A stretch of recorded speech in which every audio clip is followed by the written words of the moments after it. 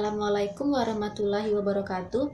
Perkenalkan, saya Putri Walanti dengan NPM A1G019067, berasal dari kelompok 5 semester 4A. Nah, pada video kali ini saya akan menjelaskan mengenai materi listrik magnet, elektromagnetik, dan rangkaian elektromagnetik.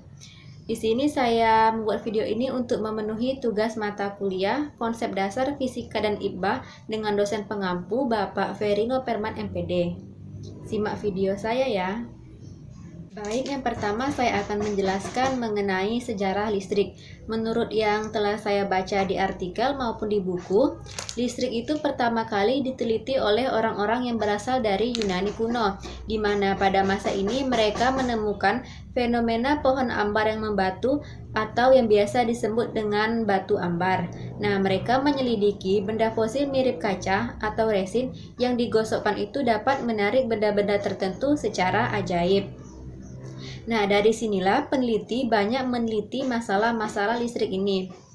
Jadi, ditemukanlah dua penemuan, yaitu yang pertama listrik statis dan yang kedua adalah listrik dinamis.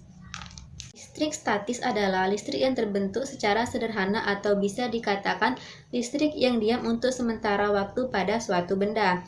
Suatu benda dapat diberi muatan listrik statis dengan cara menggosokkannya dengan benda lain, dan reaksinya adalah secara spontan. Contoh dari listrik statis ini adalah ketika anak-anak bermain di perosotan, ketika ia menuruni perosotan tersebut, rambutnya akan spontan berdiri. Nah, itu salah satu contoh dari listrik statis.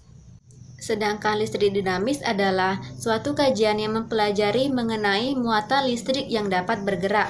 Nah, kemudian di dalam listrik dinamis ini terdapat beberapa hukum. Nah, yang pertama adalah hukum Ohm. Hukum Ohm merupakan kuat arus mengalir pada suatu penghantar berbanding lurus dengan beda potensial antara kedua ujung penghantar tersebut dan berbanding terbalik dengan hambatannya. Nah, rumusnya adalah R sama dengan F per I, di mana R itu adalah hambatan, V adalah beda potensial, dan I adalah kuat arus listrik. Selanjutnya ada hukum Kirchhoff. Nah, pada hukum Kirchhoff ini terbagi menjadi dua, yaitu yang pertama hukum Kirchhoff 1 dan yang kedua adalah hukum Kirchhoff 2. Nah, pada hukum Kirchhoff 1 ini membahas mengenai kuat arus yang mengalir pada rangkaian listrik dan diterapkan pada rangkaian seri dan rangkaian paralel. Nah, sedangkan pada hukum Kirchhoff 2 ini membahas mengenai rangkaian tertutup karena ada rangkaian yang tidak dapat disederhanakan melalui rangkaian seri maupun rangkaian paralel. Nah, selanjutnya saya akan menjelaskan mengenai rangkaian listrik. Rangkaian listrik itu terbagi menjadi tiga, yaitu yang pertama rangkaian seri, yang kedua rangkaian paralel, dan yang ketiga adalah rangkaian campuran. Rangkaian seri sendiri yang mana adanya satu jalur dalam suatu rangkaian dan sering juga disebut sebagai rangkaian yang berderet. Sedangkan rangkaian paralel disusun secara berjajar atau bercabang, dan rangkaian paralel itu memiliki lebih dari satu jalur arus sehingga membentuk percabangan.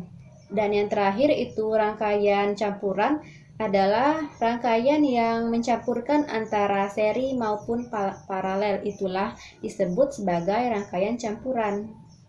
Nah, selanjutnya saya akan membahas mengenai magnet. Magnet itu adalah objek yang mempunyai suatu medan magnet. Nah, pada magnet itu terdapat dua kutub, yaitu kutub utara dan kutub selatan. Kutub utara itu biasa dilambangkan dengan N dan kutub selatan itu biasa dilambangkan dengan S. Kutub magnet adalah daerah yang berada pada ujung-ujung magnet dengan kekuatan magnet yang paling besar berada pada kutub-kutubnya. Nah, magnet itu terbagi menjadi dua, yaitu adanya magnet alam dan magnet buatan. Nah, magnet alam adalah magnet yang memang ditemukan di alam. Contohnya saja bumi. Bumi adalah magnet yang paling besar karena bumi memiliki kutub utara dan kutub selatan. Sedangkan magnet buatan adalah magnet yang memang sengaja dibuat oleh manusia. Nah, kalau kita ingin membuat magnet itu bisa dilakukan dengan dua cara. Yang pertama itu digosokkan dan yang kedua itu dengan cara diinduksikan. Kalau digosokkan yaitu misal suatu benda itu digosokkan dengan benda lain yang sudah bermuatan magnet. Nah, kalau diinduksikan itu misal suatu benda didekatkan dengan benda yang sudah bermuatan magnet.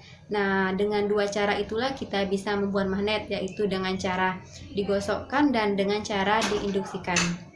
Nah, selanjutnya saya akan membahas mengenai sifat-sifat magnet. Yang pertama adalah magnet dapat menarik benda-benda tertentu seperti besi, baja, nikel, dan kobalt. Dan apabila kutub yang sama didekatkan, mereka akan saling tolak-menolak. Dan apabila kutub yang berbeda didekatkan, mereka akan saling tarik-menarik.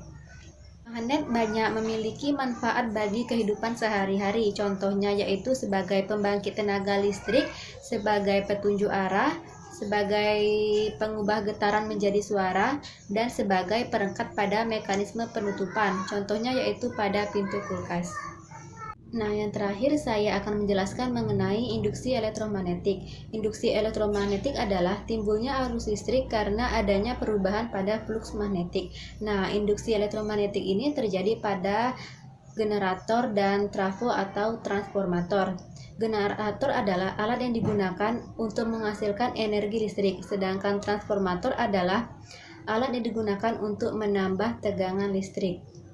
Nah, yang terakhir saya akan menjelaskan mengenai induksi elektromagnetik. Induksi elektromagnetik adalah timbulnya arus listrik yang terjadi karena adanya perubahan pada fluks magnetik. Konsep induksi elektromagnetik ini terjadi pada generator dan trafo ataupun transformator. Generator itu sendiri adalah alat yang digunakan untuk menghasilkan energi listrik, sedangkan trafo atau transformator adalah alat yang digunakan untuk menambah tegangan listrik. Baiklah, itu saja penjelasan saya di video ini mengenai materi listrik magnet, elektromagnetik, dan rangkaian elektromagnetik. Semoga video saya ini bisa bermanfaat untuk kita semua. Saya akhiri. Wassalamualaikum warahmatullahi wabarakatuh.